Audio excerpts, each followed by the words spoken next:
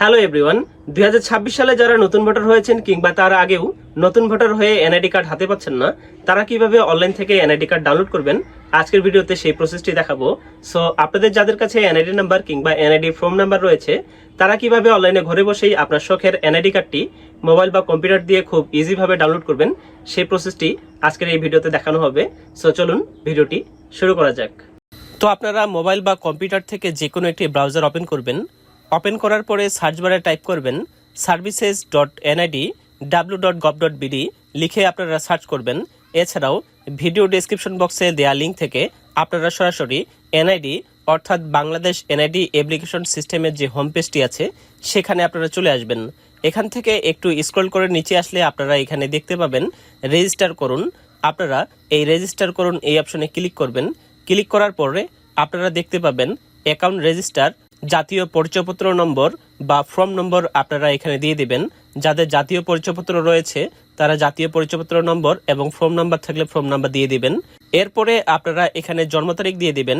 NID application করার সময় যে জন্ম তারিখ দিয়েছেন সেটি দিয়ে দিবেন। এরপরে ছবিতে প্রদর্শিত ক্যাপচাটা আপনারা এখানে হুবহু টাইপ করে বসিয়ে দিবেন। ক্যাপচা দেওয়া হলে আপনারা এখানে সাবমিট এই অপশনে ক্লিক করবেন। সো আমরা সাবমিট এই অপশনে ক্লিক করি। সাবমিট এই অপশনে ক্লিক করলে আমাদের সামনে এখানে শো করছে অপ্রত্যাশিত সমস্যার জন্য দুঃখিত, একটু পরে আবার চেষ্টা করুন। অর্থাৎ আপনারা এখানে যারা ফর্ম নাম্বার দিয়েছেন তাদেরকে একটি কোড ব্যবহার করতে হবে।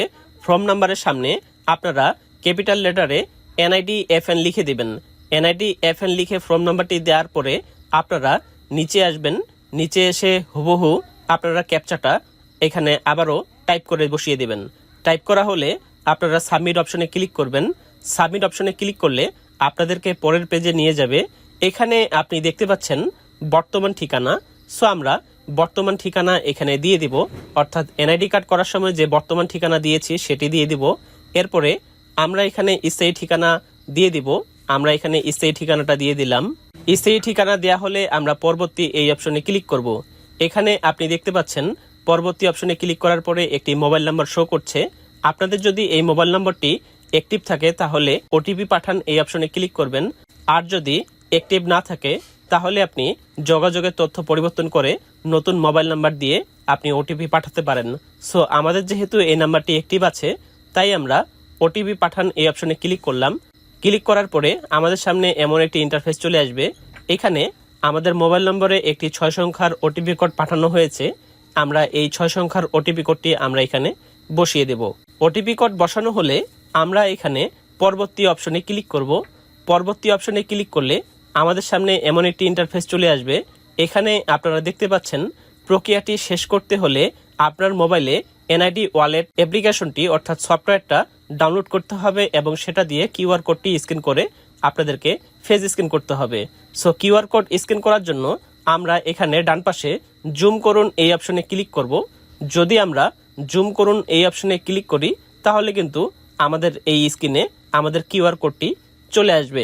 এই যে আমাদের কিউআর কোড চলে এসেছে। এখন আমি আপনাদেরকে দেখাবো যে ফেস স্ক্যান কিভাবে আমাদেরকে করতে হবে। সো আমরা মোবাইলে চলে যাচ্ছি। মোবাইল থেকে আমি এখন আপনাদেরকে দেখাবো কিভাবে আমাদেরকে এনআইডি ওয়ালেট সফটওয়্যার দিয়ে ফেস স্ক্যান করতে হবে। তো আমরা চলে আসলাম মোবাইল স্ক্রিনে। মোবাইল স্ক্রিনে আসার পর আমাদেরকে এখন যা করতে হবে সেটি হচ্ছে প্লে স্টোর থেকে এনআইডি ওয়ালেট লিখে সার্চ করে আমরা এই অ্যাপসটি ডাউনলোড করব। ডাউনলোড করে আমরা ইনস্টল করে সেটি ওপেন করব।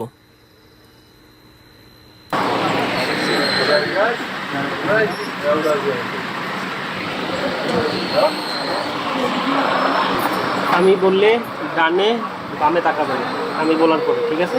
আস্তে আস্তে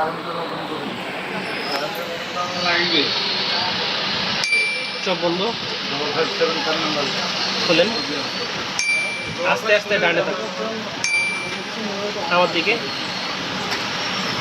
চোখ বন্ধ খুলেন, আস্তে আস্তে বামে তাকান, হয়েছে? আস্তে আস্তে ডানে, কতটা না অল্প তাকাইতে হবে, সোজা সোজা হবে, আস্তে আস্তে ডানে তাকান, হয়েছে? এদিকে দেখেন বামে, অল্প বামে তাকান, হয়েছে? চোখ বন্ধ খুলেন।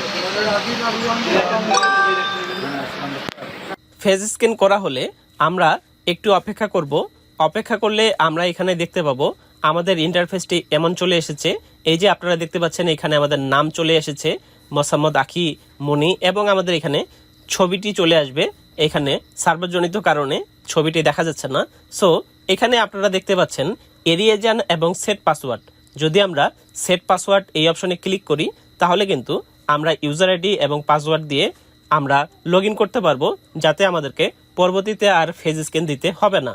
যদি আমরা এড়িয়ে যাই তাহলে পরবর্তীতে যখন আপনি লগ ইন করবেন তখন কিন্তু আপনাকে পুনরায় রেজিস্টার করুন, অর্থাৎ এভাবে আপনাকে প্রতিবার ফেস স্ক্যান করতে হবে।